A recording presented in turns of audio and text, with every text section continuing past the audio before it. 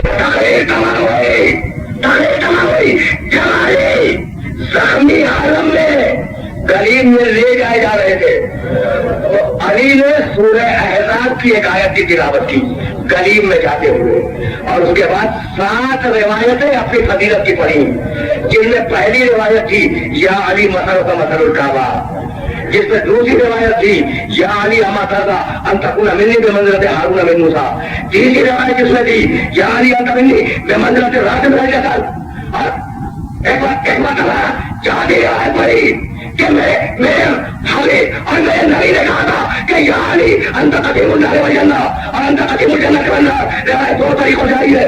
اب علی جا رہے ہیں ذہنی عالم میں، پیشانی متحد سے خون بہ رہا ہے، آیتوں کی تلاوت جاری ہے، اور اپنی شان میں نبی نے جو باتیں کہی تھی ان کا بیان جاری ہے۔ ایک مرتبہ میں 2-4 جملے یاد کروں گا اور گفتگو تمام ہو جائے گی۔ ایک مرتبہ اس کوچے میں داخلہ ہوا، مجھے پڑھنے کی ضرورت نہیں ہے، کون سا ایسا سننے والا ہے جسے یہ نہیں معلوم کہ آج رمضان کی 21ویں تاریخ ہے؟ خدا کی قسم یہ دن عاشور سے کم نہیں ہے، یہ دن عاشور کے دن سے کم نہیں ہے۔ بس اطمینان سے 2-4 جملے سن لو اور مجھے اجازت دے دو۔ میں نے بڑی زحمت دی، میرا مولا کلیم میں جا رہا ہے، کلیم کے بارے معلوم ہے نا، کمبل، زخمی ہے میرا مولا، کمبل میں جا رہا ہے۔ جب اس گلی میں یہ قافلہ داخل ہوا جس گلی میں علی کا گھر تھا، تو ایک مرتبہ کہا بیٹے حسن اب میرے دوستوں کو روشن کر دو، سن رہے ہو نا تمہاری بہنیں رو رہی ہیں، محمد کی نوازیاں رو رہی ہے، فاطمہ زہرا کی بیٹیاں رو رہی ہے، کہیں ایسا رہا کہ فاطمہ کی بیٹیوں کی آواز نہ محمد کے گھر تک پہنچ رہا ہے۔ اجرکم اللہ، اجرکم اللہ۔ دوست رخصت ہوئے اور آگے بڑھے۔ جب گھر کے دروازے کے قریب پہنچے تو کہا بیٹے حسن مجھے کلیم سے اتار دو۔ کہا بابا آپ اس قابل نہیں ہیں، آپ اس قابل نہیں ہیں بابا۔ کہا نہیں بیٹے نہیں، جب میں جا رہا تھا مسجد کو تو دونوں بیٹیوں نے مجھے اپنے پاؤں سے جاتے ہوئے دیکھا تھا۔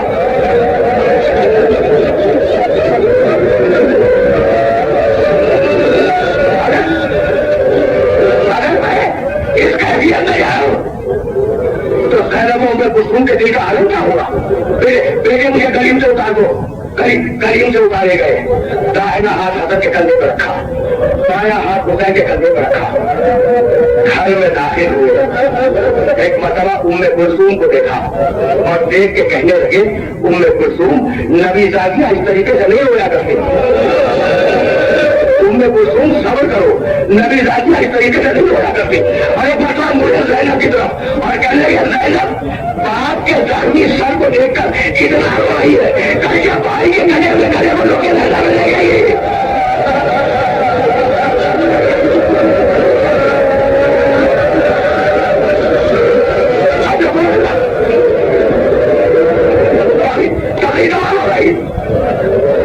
گھر میں آئے 19 کا پورا دن گزرا، 20 کی رات گزری، 20 کا دن گزرا۔ اب علی اپنے صحن خانہ میں لیٹے ہوئے ہیں، جملے سنو اور مجھے اجازت دے دو۔ علی اپنے گھر کے آنگن میں لیٹے ہوئے ہیں، سارے بچے جمع ہیں، علی کا بھرا ہوا گھر ہے نا، بھرا ہوا گھر علی کا، سارے بچے جمع ہیں۔ علی سورہ روم کی تلاوت کرتے جاتے ہیں، شب قدر تھی نا کسی رمضان کی شب، سورہ روم کی تلاوت کرتے جاتے ہیں اور ایک ایک بچے کی صورت دیکھتے جاتے ہیں، ایک ایک بچے کی صورتیں دیکھی۔ اور ایک مرتبہ علی کو احساس ہوا کہ سارے بچے تو بیٹھے ہوئے ہیں، حسین نہیں ہے،